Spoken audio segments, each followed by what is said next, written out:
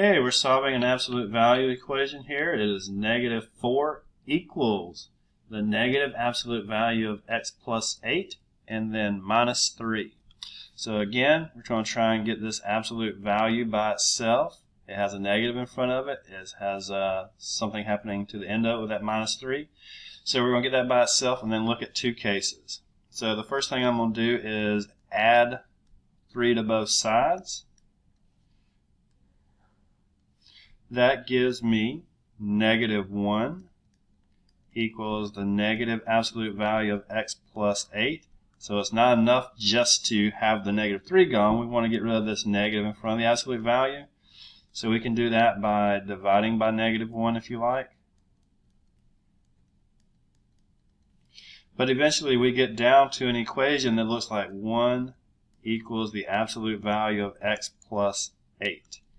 And then if we go from there, since the absolute value is by itself, we can do case 1,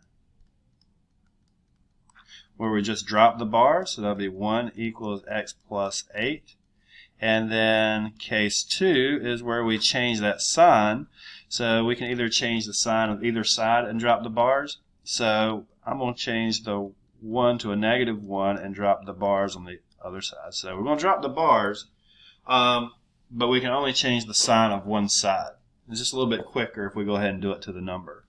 But case 1 equals x plus 8. We'll subtract that 8 from both sides and get a -7, which we could check and see if it works.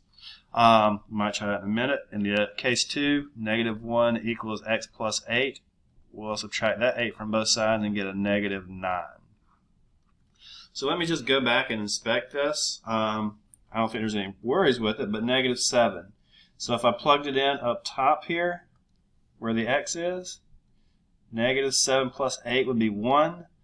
1 is positive, but then the negative out front, -1 minus 3 is -4, so it definitely works out. The -9, if I want to check the other one, -9 plus 8 is -1, but the absolute value turns it into a positive 1, so the negative out front still takes precedence. -1 minus 3 equals -4. So they do both work.